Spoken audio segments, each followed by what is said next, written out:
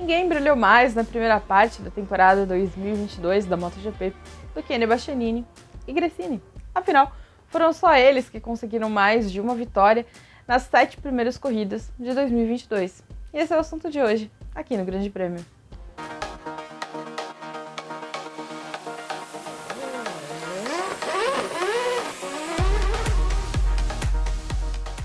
Eu vou começar esse vídeo agradecendo Josi Vezaro e Adriano Faveta, eu espero ter falado o nome de vocês correto, porque foram vocês que deram a sugestão para o tema desse vídeo, já que eu estava um pouquinho em dúvida sobre que assunto escolher, e foram vocês que deram o palpite vencedor lá no Twitter. Então, obrigada, gente!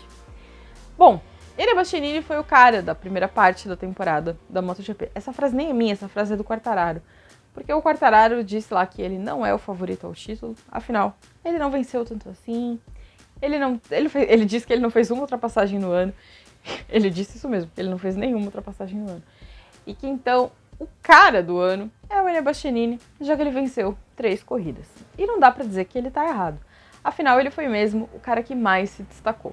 Mas o destaque não é só por ele ter vencido 3 corridas, é também porque ele tem, entre as Ducatis, né, afinal são 8 no grid, ele tem a moto do ano passado. Não é o único, verdade, porque Fábio Di Giannantonio e Marco Bezzecchi também têm a moto do ano passado, os outros todos contam com a GP22, mas ele é o cara que está indo bem com essa moto. Ah, mas não é uma moto ruim, verdade, muito pelo contrário, é uma moto super boa, foi a moto vice-campeã no ano passado, foi a moto que foi vice-campeã com o Pecco, mas todo mundo esperava, né, que a Ducati viesse muito mais forte com a GP22, que fosse brigar pelo título. Eu, por exemplo, super votei que o Bagnaia ia ser um cara muito mais forte no campeonato, que ia ser favoritaço pro título, e não foi isso que a gente viu nessa primeira fase do campeonato. Até porque a GP22 se mostrou uma moto muito chatinha de acertar, difícil ali, teimosinha, acho. Então demorou mais para ela engrenar no campeonato. Mas é legal também pelo conjunto da obra, né? Por quê? Porque o Bastianini está defendendo a Gresini, que foi a mesma equipe pela qual ele estreou no Mundial lá em 2014, depois de passar pela Hooks Cup, onde ele venceu corrida, venceu 2 vezes. Eu tenho as informações anotadinhas aqui para não esquecer. Ele foi campeão da Moto2, então ele chegou na MotoGP com uma carreira sólida, credenciado, cheio ali de qualidades.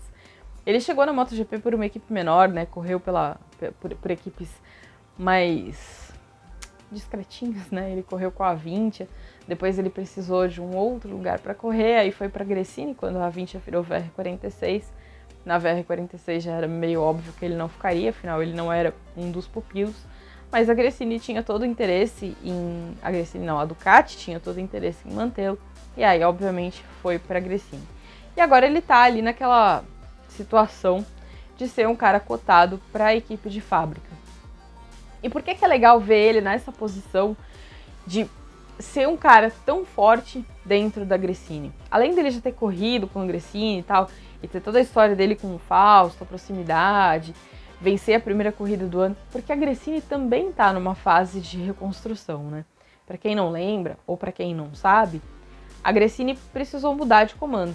Porque a Gresini foi criada e comandada durante muitos anos pelo Fausto Gresini, quem dá o nome da equipe, que foi um ex-piloto.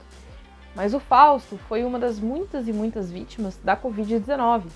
O Fausto ficou doente no fim de 2019, morreu no começo de 2020, e aí quem assumiu a equipe foi a Nadia Padovani, que era a esposa dele, a mãe dos 4 filhos dele, e ela assumiu as rédeas da equipe, daquilo que ela chama de a segunda família dele, porque ela entendeu que ela não podia deixar o sonho do marido dela morrer. Então, eles tiveram que reestruturar o projeto todo, né? O Fausto já tinha assinado um contrato com a Dorna para que a Gresini voltasse a ser uma equipe satélite, porque nos últimos anos a Gresini meio que hospedava a Aprilia. A Aprilia não corria na MotoGP com um contrato de equipe de fábrica, ela corria dentro de uma equipe, né? Então ela estava ali com a Aprilia, com a Gresini, elas estavam casadinhas, ela não era uma fábrica como as outras. Então, quando a Aprilia começasse a caminhar sozinha, que era o que acontece agora, a Gresini também continuaria. Então, o Fausto tinha deixado esse contrato assinado, mas ele ainda não tinha negociado quem seria a fornecedora das motos, ele ainda não tinha resolvido quem iam ser os pilotos, ele tinha tido uma conversa, né? Ele tinha apalavrado com o Fábio de Antônio, que o Fábio seria o piloto, mas não estava nada assinado. Então essas foram as negociações que a Nádia teve que finalizar. Ela se uniu ali com os filhos, os meninos mais velhos, porque são 2 meninos e 2 meninas. Então ela, junto com os meninos, um trabalha na área esportiva, um trabalha na área administrativa da equipe, e junto com alguns dos que já eram, né, funcionários da Gresini, não são ex-funcionários, eles já estavam lá. Ela começou a trabalhar nisso. A Nádia é enfermeira de formação, então ela tinha parado de trabalhar quando nasceu a 3ª filha. E aí depois, quando nasceu a 4ª, não teve mais como voltar mesmo. E aí ela largou tudo que ela fazia da vida dela e foi tocar o projeto do Fausto, junto com todo mundo que estava lá. Hoje em dia ela acompanha a corrida, foi ela que foi pro primeiro pódio lá no Qatar com o Enea. Então tem toda essa história bonita da Gresini, né, de ser uma equipe que teve que superar mais uma tragédia, porque a Gresini foi a equipe onde corria da Giro Cato, a Gresini foi a equipe onde corria Marco Simoncelli, e agora a equipe que perdeu também o Fausto, que era o fundador, que era a alma da equipe.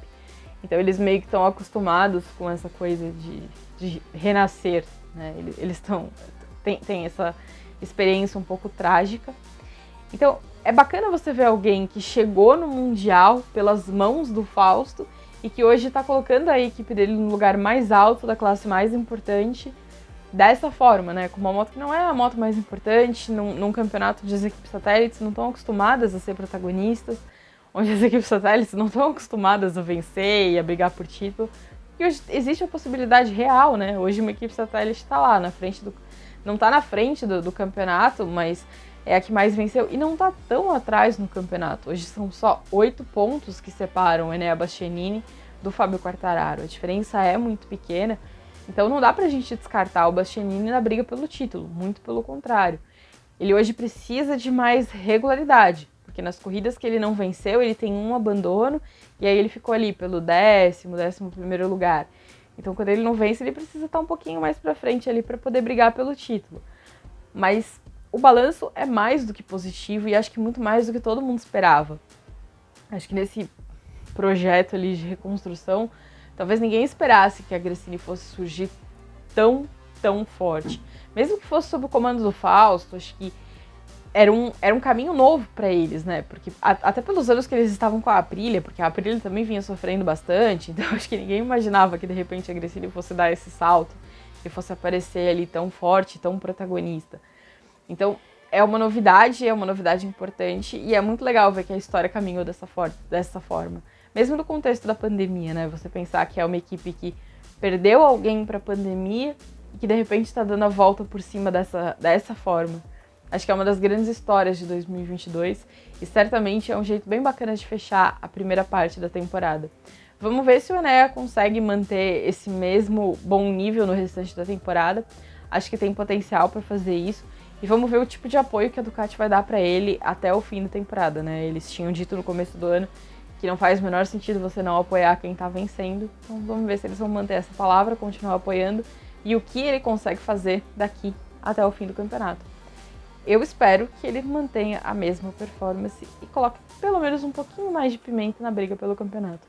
E vocês acham que ele tem fôlego para levar a briga pelo título até o final? Quem sabe ser campeão? Me conta aí e a gente se vê na semana que vem. Valeu!